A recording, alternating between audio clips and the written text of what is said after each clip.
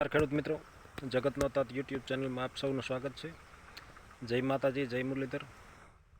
મિત્રો, આપણે કપાસ જોવા માટે અહીંયા આવી ગયા છીએ બીજા ખેતરમાં. જોઈએ આપણે કેવડો કપાસ થયો છે અને તેમાં રોગ જીવાત કેમ છે કેમ નહીં, તો માહિતી લઈએ. એની પહેલાં સૌથી પહેલાં એક પક્ષીના ઈંડા આપણને જોવા મળ્યા છે, જે હું તમને આ વિડીયો દ્વારા ચાલો આપણે જોઈએ.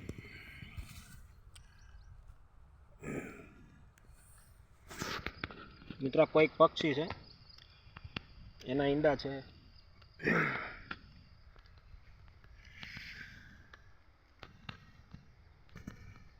હા,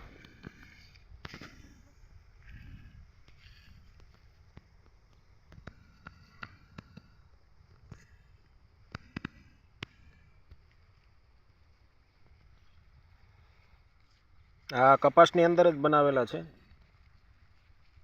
પણ કયું પક્ષી હોય ખબર નથી.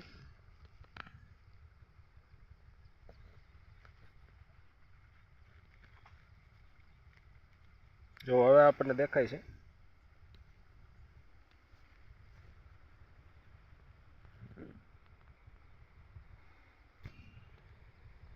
કપાસના પાનની અંદર મિત્રો બનાવેલા છે. કપાસના પાનમાં માળો કરી અને એમાં ઈંડા મૂકેલા છે.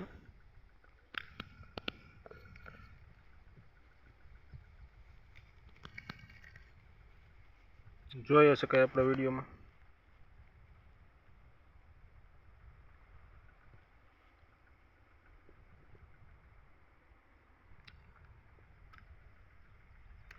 આ આપણો કપાસ છે.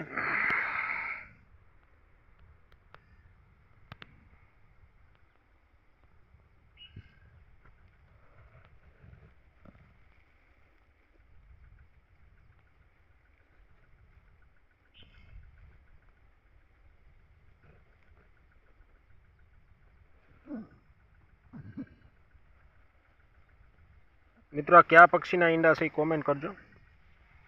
આપણને ખબર નથી, પરંતુ કપાસના પાનની અંદર માળો કરે અને ઈંડા મૂકે એ કયા પક્ષી છે એ આપણને ખબર નથી, એટલે કોમેન્ટ કરીને જણાવજો. આ આપણો કપાસ છે, આપણો ટ્રેક્ટર છે, આપણું મકાન છે, 2 માળવાળું મકાન છે આપણે. ને ટ્રેક્ટર હાથી હાંકવા માટે અહીં તૈયાર છે, પરંતુ વરસાદ સવારે આવ્યો એટલા માટે થોડોક ખેતરમાં ગારો થઈ ગયો, થોડીક ભેજવાળું છે, એટલે હાથી હાલે એમ નથી, એટલે ટ્રેક્ટર સવારનું એમ જ પીડ્યું છે. અને આપણું મકાન છે, આ બધા વૃક્ષો, લીમડો, આ એક બાજુમાં રસ્તો છે. રસ્તાને જો અહીંયા વાંસ વાવેલો છે, ખૂબ સરસ મજાનો થઈ ગયો વાંસ. એની આગળ બીજો વાંસ છે. તો આ આપણો કપાસ છે. હા, આ આપણો કપાસ છે. સવારમાં હાથી જ હાંકવાનું હતું, પરંતુ થોડોક વરસાદ આવ્યો એટલે હજી જમીનમાં ગારો જ છે.